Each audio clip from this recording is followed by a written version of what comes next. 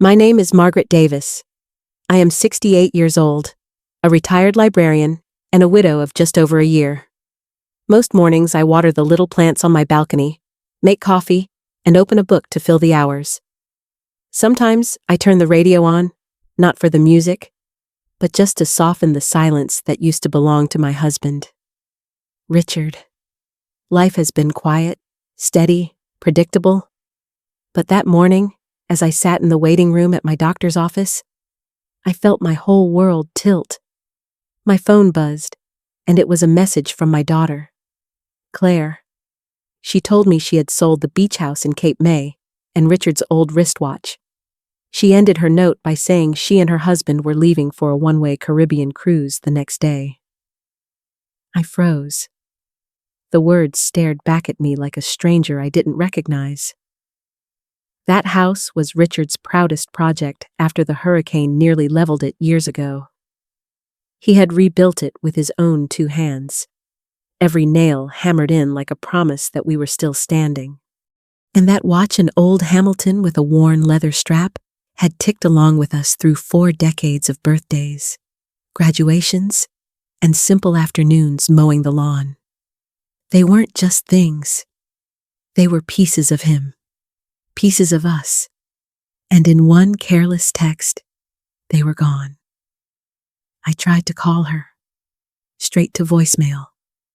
I tried again, listening to the dull ring until it cut off, leaving me staring at my phone like it was a block of stone in my hand. In that moment, it wasn't just about money. It was about love that had been treated as disposable, about history tossed aside as clutter. I walked out of the clinic into the sharp October air, my chest tight as I dialed again. This time she answered. Her voice was rushed, as if she had better things to do. She said she and her husband were packing, that the house had been sitting unused, that the realtor said it was the right time to sell. She told me not to be dramatic, that she and her husband deserved a fresh start, that I would be fine with my little apartment. I remember standing there on the sidewalk, cars rushing past, trying to swallow the truth. My daughter, the same girl Richard once taught to ride her bike along the boardwalk by that house, had looked at the place as nothing more than a property to unload. My daughter, the same girl who once tied balloons to that porch railing for her 16th birthday, now called it just stuff. That night, I could not sleep. I sat by the window, watching the streetlights blur through the glass. Memories pressed in. The hibiscus Richard planted by the steps. The smell of grilled corn on summer nights. The creak of the hallway floor that never quieted no matter how often he tried to fix it. Claire didn't see those things. She saw dollar signs. And for the first time in my life, I felt like an intruder in my own family's story. I whispered into the dark, asking myself questions no mother should ever have to ask. How could she sell away her father's work so easily? How could she erase him, erase us, with one signature? How did she learn to see love as clutter? I didn't have an answer that night. I only knew the silence in that apartment had never felt heavier. And I knew this betrayal was not the end of the story. It was only the beginning of a storm I hadn't seen coming. The next morning, I walked into the bank where Richard had worked most of his career. The polished counters, the cool marble floors, they all felt familiar, almost comforting at first. But that comfort didn't last long. The manager, a man who had known Richard for years, pulled up the records. His face tightened as he explained that Claire had durable power of attorney. Every transaction she made was legal. The funds were already transferred. I remember gripping the edge of his desk, the word legal echoing inside me like a verdict. It wasn't just the money, or even the house. It was the authority I had once given my daughter, out of trust and love. now being used to erase me from decisions that defined our family's history.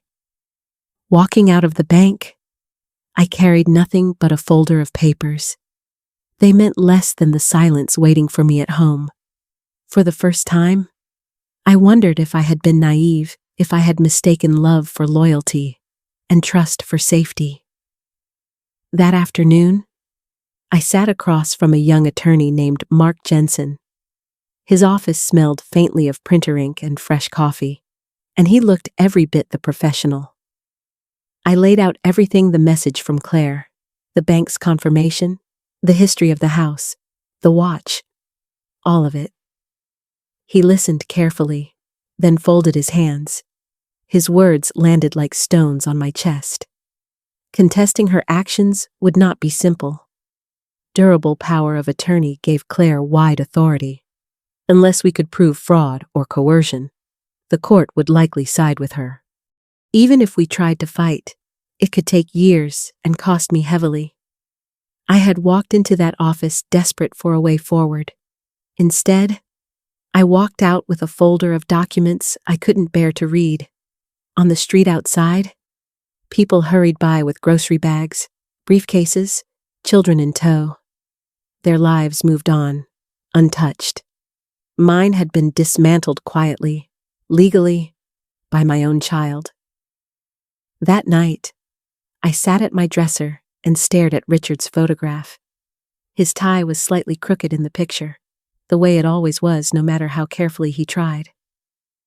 My eyes drifted toward the velvet box he had once given me, tucked in the back of the drawer. Next to it lay a sealed envelope. I remembered his words before he passed, words I had brushed aside at the time. Open this only if you ever feel cornered.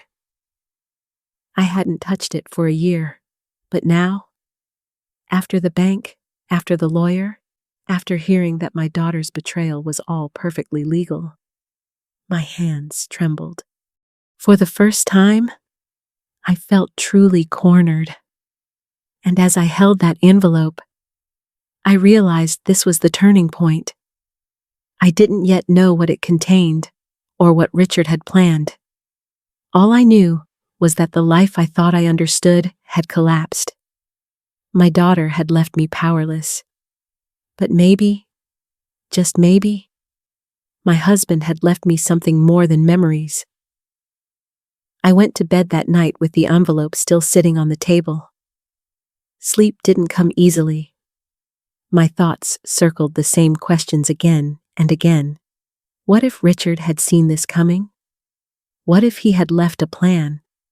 Not just words of comfort by dawn. I knew I couldn't ignore it. Whatever was inside that envelope might be the only path left to me. And so, the next morning, I sat down, broke the seal, and prepared to discover what Richard had kept hidden all along. The envelope sat on the table in front of me, pale and ordinary, yet heavier than anything I had ever held. Richard's handwriting stretched across the front in that careful script I knew by heart. For a long while, I just stared at it, my hands trembling. I remembered how he had pressed it into my palm a few weeks before he passed, telling me to open it only if I ever felt cornered.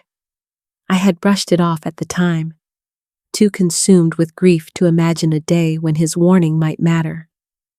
But now, after losing the house, the watch, and my trust in Claire, I knew this was the moment he had meant. When I finally broke the seal, a folded letter slipped out along with a neat stack of documents. Richard's words met me first. He wrote that if I was reading his letter, it meant things had turned difficult. He reminded me that I was stronger than I believed, that I was not powerless even if life made me feel that way. And then he told me what he had done. He had left accounts in my name, deeds to rental units, and even proof of an LLC, an entity that owned the very condo where Claire and her husband were living.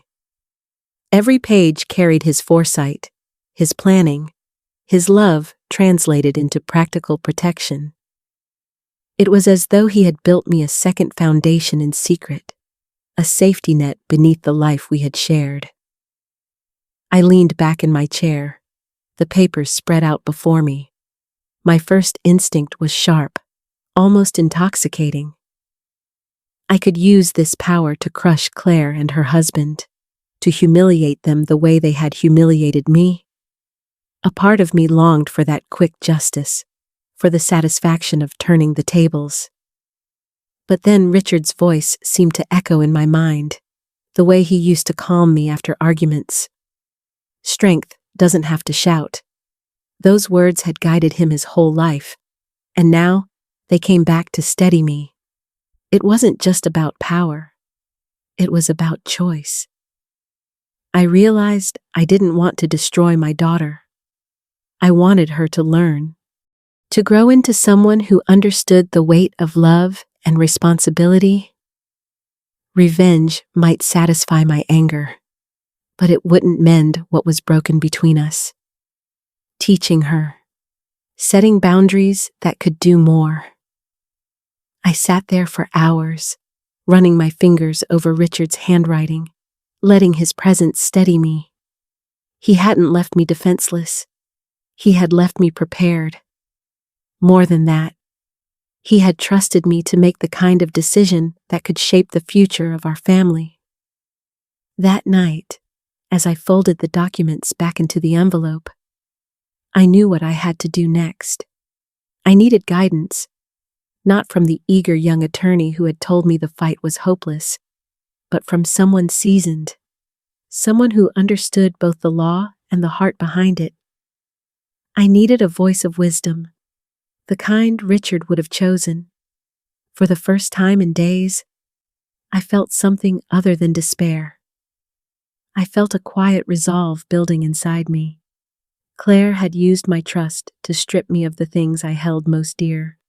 But now, I had the chance to teach her that choices carry consequences, and that family is not something you can sell away like a piece of furniture. As I prepared for the morning, I whispered to Richard's photo on the dresser. I told him I had found his letter, that I had heard his voice through the words he left behind, and I promised him that I would not squander this chance. The next step was clear. It was time to sit down with someone who could help me use this knowledge wisely, someone who could help me draw a line that my daughter would finally have to see. The next morning, I carried Richard's envelope into the office of a different attorney, a woman named Evelyn Cho. She was older, steady, with a calm presence that reminded me of the teachers I used to admire in the library. As I laid out the papers, she read them carefully, her eyes narrowing with focus. When she finally looked up, she said something that felt like a key turning in a lock. I was not as cornered as I thought. Within a week, she helped me revoke Claire's power of attorney for misuse of trust. She filed to stall the Cape May sale, forcing it into review, and perhaps most important of all, she issued a 30-day notice to vacate the luxury condo Claire and her husband had been living in. The truth was undeniable. The building had never belonged to them. It was held by the Harper Family LLC, and I was its sole member. When the notice slid under their door, the silence that followed was louder than any argument. For years, Claire had acted as if my love, my generosity, even my silence, were endless resources. But now, she stood on ground that was never hers to begin with. 2 nights later, there was a knock at my door. I opened it to find Claire standing there, pale and shaken, holding the eviction notice. Her husband loomed behind her, his jaw tight with anger. I invited them inside, where Evelyn was already waiting at my dining table with the documents spread neatly in front of her. They sat down, but the air was thick with tension. I could see the disbelief in Claire's eyes as Evelyn explained the truth. The condo had always been part of the LLC. Every signature, every record, every legal detail confirmed it. Claire's husband sputtered about unfairness, about how they had invested in making the place their home. But his words fell flat against Evelyn's calm certainty. I didn't raise my voice. I didn't gloat. I simply looked at my daughter and let the silence speak for me. At last, I told her the truth that had weighed on me since her first careless message. She had treated our memories like clutter, and actions like that carried consequences. For the first time in years, I saw her confidence falter. She was no longer the daughter who brushed me aside with impatience. She was a woman realizing that the foundation she stood on was never hers. In that moment, I faced a choice. I could evict them outright, cut them off completely, and leave them scrambling. A part of me longed for that clean break. But then, Richard's words came back to me again. Strength doesn't have to shout. Mercy didn't mean surrender. It meant setting firm boundaries, offering a chance, but on my terms. So I laid out the conditions. They would move into a smaller apartment I owned, modest, but safe. They would cover their own living expenses. No more handouts.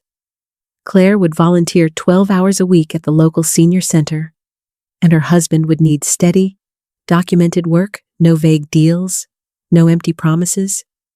If they refused, the eviction would stand, and they would lose everything. If they agreed, they could rebuild not by my money, but by their own effort. The room went quiet. Claire's husband scoffed, muttering about absurd rules, but I stayed calm. Adults live with the results of their choices, I reminded myself, and I wanted them both to finally understand that. Claire's hands trembled as she picked up the pen. For the first time in a long time, she seemed stripped of excuses. She signed, her eyes cast downward, and her husband reluctantly followed. It wasn't anger that filled the room in that moment. It was clarity. I wasn't crushing them. I was drawing a line. Whether they chose to climb back up was up to them. That night, after they left, I sat alone at the table with Evelyn. She looked at me with quiet respect and said I had chosen the harder road, but also the wiser one. I thought of Richard again, of the way he used to repair the smallest cracks in the house, insisting that strong walls could weather any storm if you cared enough to maintain them. I realized then that what I had done wasn't revenge. It was repair. The first step toward rebuilding something that had nearly been lost forever. But even with those boundaries in place, I knew the real test was only beginning. Would Claire truly change? Could she learn what it meant to value something beyond herself? Or would she slip back into old habits the moment the pressure eased?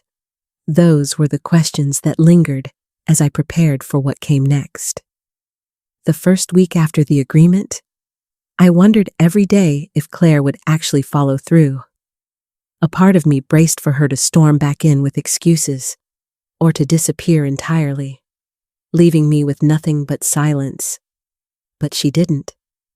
She walked into the senior center on her first shift, stiff and uncomfortable, clipboard in hand, looking more like a stranger than my daughter. The staff welcomed her, and the residents wasted no time pulling her into their orbit. One man, Mr. Doyle, told her the same Navy story 3 times in an hour. Another, Mrs. Collins, asked her to braid her hair even though Claire had never braided anything in her life. I imagined her frustration, her polished exterior straining against the raw, messy reality of caring for people who needed patience, not charm. Yet, by the 3rd visit, I began to notice subtle shifts. Claire told me quietly that Mr. Doyle had grown agitated one evening, confused by the fading light. Instead of retreating, She knelt beside him and hummed a tune he recognized. His breathing slowed. His hand relaxed in hers. For the first time in years, I heard my daughter speak without pride or entitlement. She was present, simply present, for someone else. It wasn't redemption, not yet, but it was a beginning. Meanwhile, her husband resisted longer. He grumbled about wasted potential, about opportunities slipping through his fingers. But after 2 months of rejections, he accepted an entry-level job at a shipping company. It wasn't glamorous, but it was steady. He started bringing home pay stubs, small but real proof that he was finally learning responsibility. Claire surprised me one afternoon by handing me a small notebook. On the cover, she had written restitution log. Inside, she recorded her volunteer hours, the money she had saved from cutting expenses, and reflections on what she was learning. She even wrote notes to herself, simple reminders like, keep promises and show up. I won't pretend it was smooth. There were still arguments, days when she slipped back into impatience, moments when pride flared up like an old wound. But something had cracked open inside her, and through that crack, light was beginning to seep in. One rainy afternoon, while sorting through Richard's old files, I stumbled upon something I hadn't seen before. At the bottom of a wooden chest, beneath years of tax records and faded photographs, lay another sealed envelope in his handwriting. My name stretched across the front in that same familiar slant. With trembling hands, I opened it. Inside was a letter and a deed. Richard explained that he had purchased a small plot of land near Seabrook, close to where we once had a summer cottage. He had dreamed that one day, we and perhaps Claire would build something lasting there. He wrote that while repairs hold a family together, new beginnings give them hope. The deed was for land he had kept secret all those years. Alongside it, he shared his vision, a place called Harbor House, a retreat by the sea for seniors who felt forgotten, a home where families could reconnect. I sat at the kitchen table with tears blurring the ink, realizing Richard had not only prepared for storms, but had also planted seeds for the future. When I showed the deed to Claire, she looked at me with disbelief. After everything she had done, she couldn't understand why I would trust her with something so important. But I told her it wasn't about trust. It was about redemption. And redemption begins with work. We drove out to Seabrook together that weekend. The rain had cleared, and the grass still glistened with dew. From the edge of the property, we could see the calm stretch of water Richard had loved. Claire stood there quietly, as though seeing the horizon for the first time. In that moment, something shifted. She began to speak not of luxury or escape, but of purpose. She suggested wide hallways for wheelchairs, a reading nook, a kitchen big enough to cook for a crowd. Her voice carried an enthusiasm I hadn't heard in years, and for the first time, I saw not the daughter who betrayed me, but the woman her father always believed she could become. It gave me something I hadn't dared to feel for months: hope. But hope is not enough on its own. The question still lingered. Could this fragile thread of change grow into something lasting? That was the challenge we carried with us as we began planning Harbor House. Construction began in the spring. At first, it was only trucks, cement mixers, and piles of lumber. But slowly, Harbor House started to rise from the ground. Claire showed up every weekend, sometimes even after long shifts. I watched her carry supplies, sweep sawdust from the floors, and ask the workers endless questions. She even put on gloves and helped lay bricks. There were moments when I caught her face streaked with dirt and sweat, her eyes softening as she looked at the frame taking shape. One evening, As the sun set behind the half-built walls, she whispered that her father would have loved this. I couldn't speak. The lump in my throat was too heavy, but I nodded because I knew she was right. The neighbors grew curious. They stopped by with casseroles and encouragement. And soon the whole town was talking not about betrayal or broken trust, but about new beginnings, about the strength it takes to turn pain into something good. On a crisp autumn morning, Harbor House finally opened its doors. The building smelled of fresh paint and cedar, sunlight streaming through the wide windows that overlooked the sea. We hung photographs of Richard in the main hall, quiet reminders of the man who had sparked it all. The first residents arrived slowly, 2 widows, a retired teacher, a grandfather whose family lived states away. Claire greeted each of them warmly, carrying bags, listening to their stories, watching her. I realized this was not the same daughter who once sold away our memories for a fleeting escape. This was someone new, someone who had chosen to build rather than take. Later that afternoon, as we stood together on the porch, Claire told me she knew she could never undo the hurt she had caused. But maybe, she said, she could build something that honored her father and me.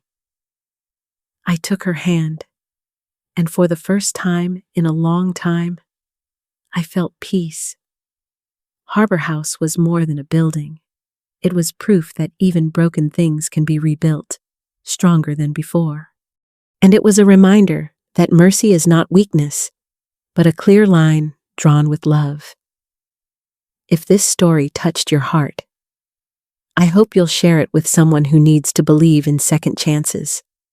And if you'd like to hear more stories like mine, I would love for you to stay connected. Because sometimes, the stories we tell are the bridges that carry us back to each other.